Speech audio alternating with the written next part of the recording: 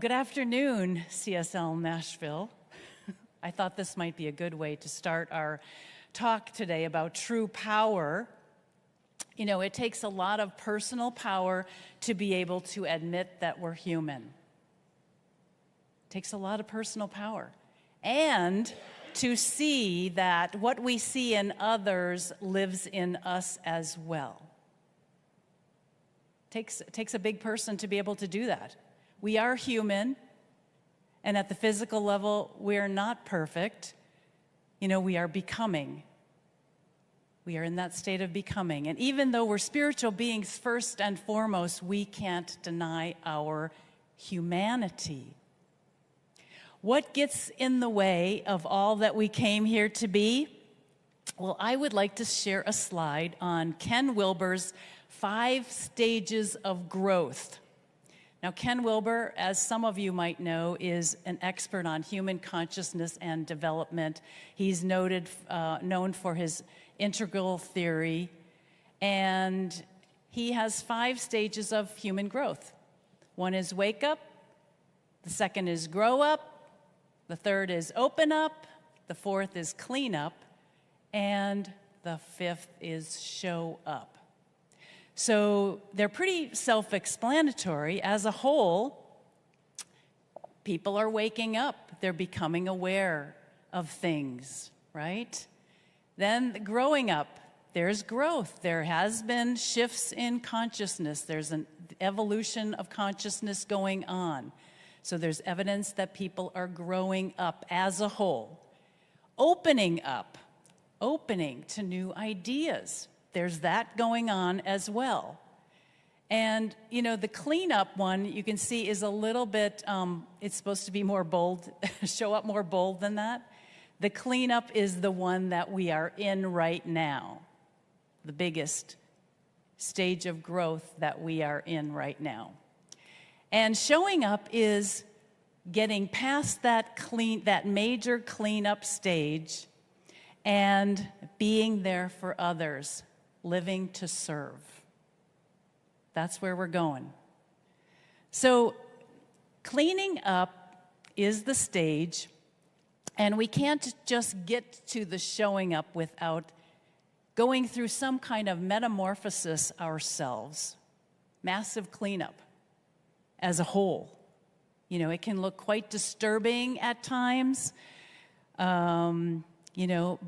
And I do think it's important for us to know what stage that we're at as a whole or even as ourselves, even though we're going to be doing many of those things as well, waking up, continuing to grow up, continuing to open up, and continuing to show up. We're going to be doing those things too. And I don't share this information lightly, and I don't share this to intimidate anyone, only to show how complex and intricate we really are.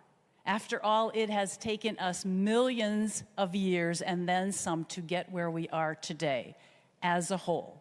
And we have to celebrate that. This just gives a picture for us of what we're facing. And the problem isn't with the cleanup stage itself. The problem is not doing it, not facing it, and not knowing how to do it. That gets us into all kinds of trouble. So it usually begins in the growing up stage when we, don't want to be that person anymore. We don't want to be angry. We don't want to lose our temper. We don't want to act immature. We don't want to feel less than. We don't want to be controlling. We don't want to be jealous, blah, blah, blah, on and on. As we grow up, we don't want to be like that anymore. We don't want others seeing us like that. And so what we do is we unconsciously bury it. We repress those undesirable parts about ourselves. We disown them. And those disowned parts become our shadow. They get buried in the basement, so to speak. Now, Wilber calls this our nasty shadow material. So, if you see it showing up for yourself, that's your nasty shadow material. Because we have disowned this part of ourselves, which is a part of our human nature. We have to kind of own it as part of our human nature. When we deny it, and because it's still a part of ourselves, we see it in someone else. Because that's much safer. It's much safer to project it onto someone else. Now, no one is eliminated from this human dilemma. We're all in this. These are unconscious moves that we make. I mean, how could we know how to deal with everything? We couldn't possibly. We're at a new place in the evolution of consciousness every second of the day. It just keeps on changing. Specifically, that means that anyone we emotionally overreact to, that we despise, is almost always our shadow material being projected. You mean that stuff in the world that I see that I hate? The over-controlling boss, the domineering parent or partner. Could it be true that we have an amount of controlling tendencies in ourselves? Could it be?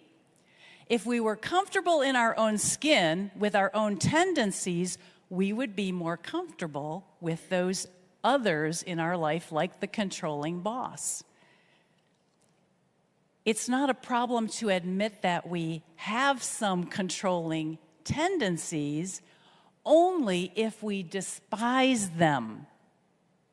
If we despise that part of ourselves, we get a double dose from our boss, because we despise the controlling tendencies in ourselves and we have projected it on to him or her.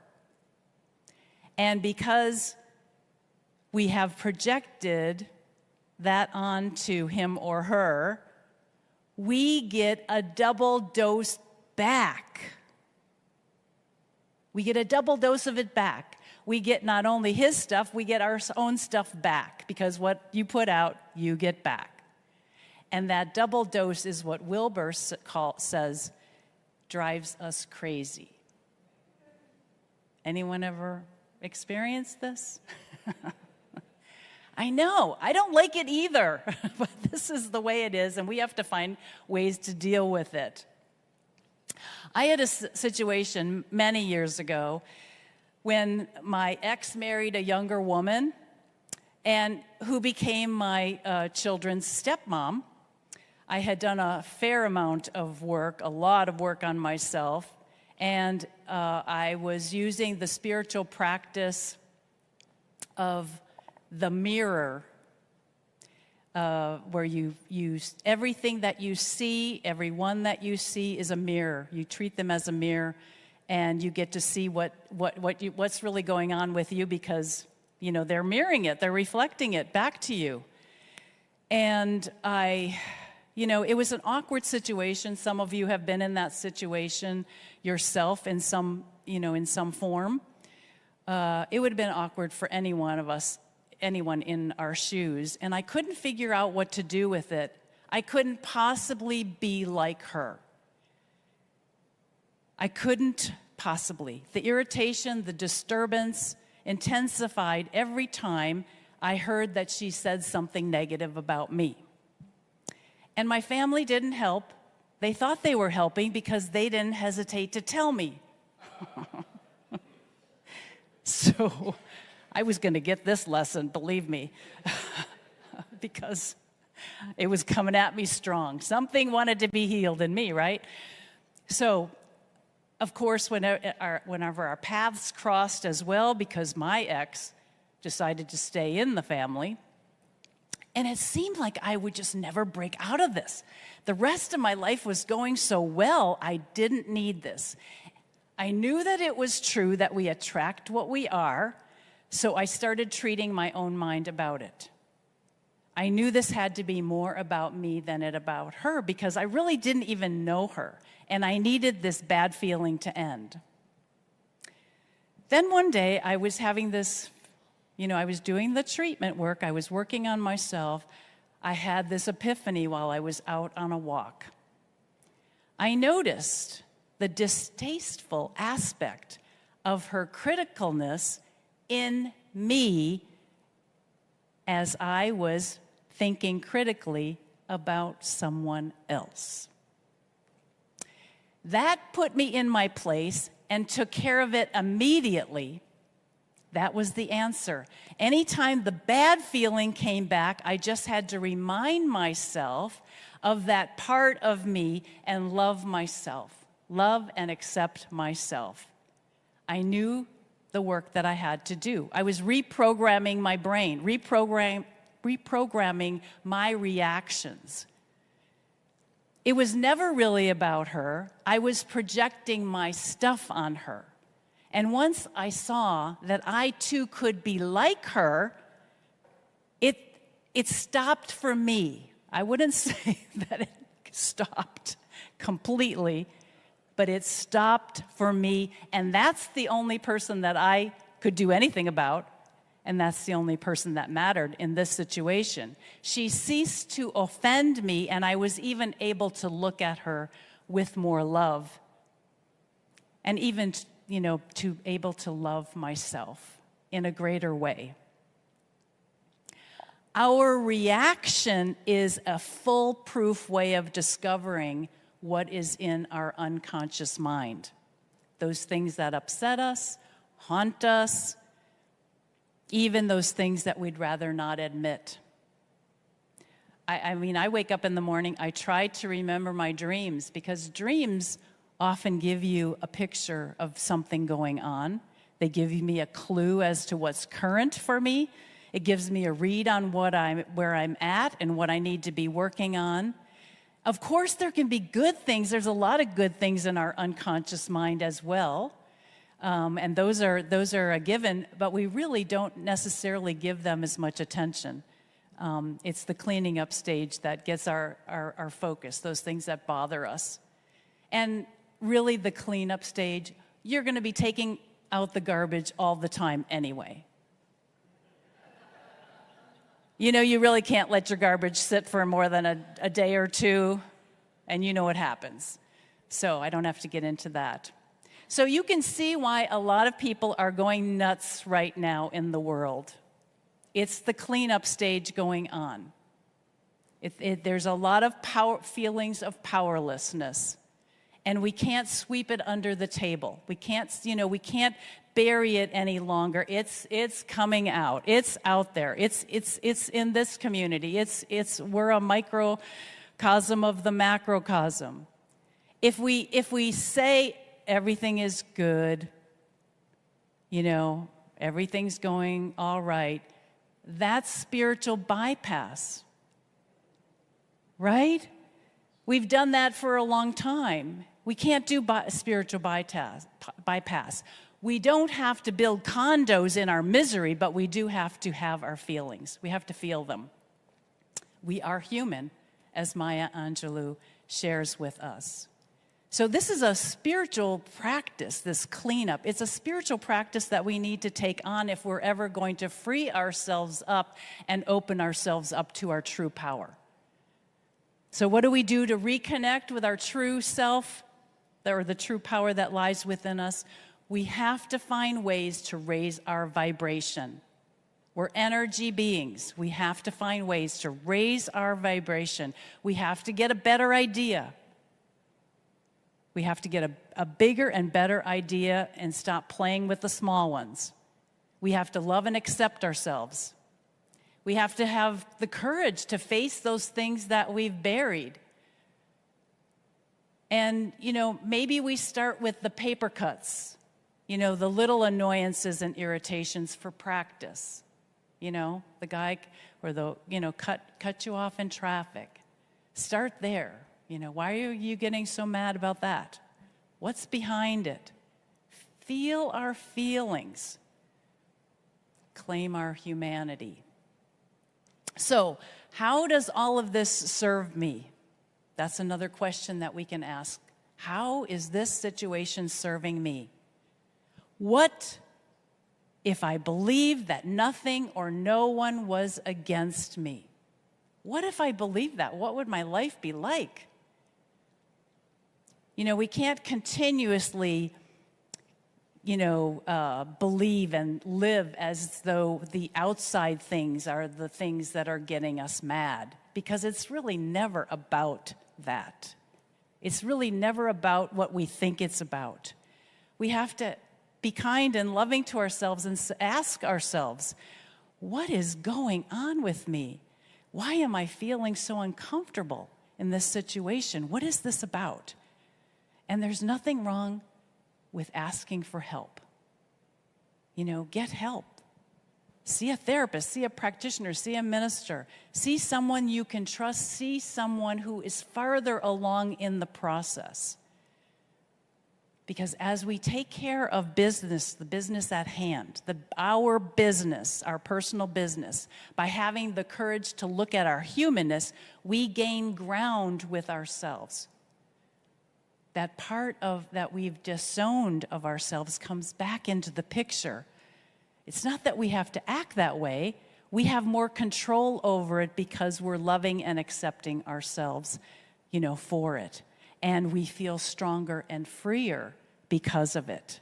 More compassion with ourselves, more compassion with others. We're more careful about how we act. We're more careful about how we say things. We're considering the other person and the situation that they're in. It's not just about us. So it is really about reprogramming. And this is the phase that we're in, and this is the phase that spiritual communities need to take on, because we have the tools. We have the spiritual tools. We have there's so many tools that can help us. We have spiritual tools all over the place that we can use that'll help us regain our true God-given power and model what that looks like for the rest of the world. If we don't do that kind of work in a situation, in a spiritual community, how is the greater world ever going to get it as a whole? It's going to be slow in coming. So we have to be all right with being uncomfortable in our stuff and create a safe place where we can work on some of these things and not feel bad about ourselves. So I invite you, this is where we are.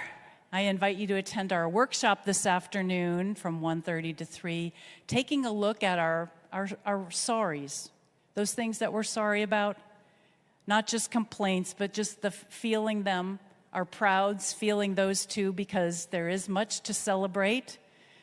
And it's time to open our channels to our true power. And I'd like to close with a poem that some of you have heard before. Halloween is almost here. Some of you are starting to wear your oranges. Halloween is said to be one of the healthiest occasions of all, because we get to play with what it feels like and looks like being on the other side of the mask, right? Put the mask on, we're on the other side. So since we're in this cleanup phase, I thought Rumi could help us with the guest house, looking at the scary places within ourselves. This being human is a guest house. Every morning, a new arrival, a joy, a depression, a meanness, some momentary awareness comes as an unexpected visitor. Welcome and entertain them all, even if they're a crowd of sorrows who violently sweep your house empty of its furniture. Still, treat each guest honorably. He may be clearing you out for some new delight. The dark thought, the shame, the malice, meet them at the door laughing and invite them in. Be grateful for whoever comes, because each has been sent as a guide from beyond. Our evolutionary purpose here is to transform lives and inspire people to make a positive difference in the world. We value here extraordinary respect, compassion, safety, and accountability. That is who we are, that is what we're about, and that is what we're going to do. Thank you, Spirit. Thank you, God, and so it is. Thank you. Welcome to the Sunday service at CSLN. We are a welcoming and inclusive community of inspired individuals caring for and about each other and the entire planetary family. The Center for Spiritual Living Nashville offers spiritual tools for anyone seeking a more fulfilled and meaningful life through a deeper connection with a higher power or universal truths. Be sure to subscribe below if you enjoy our programs.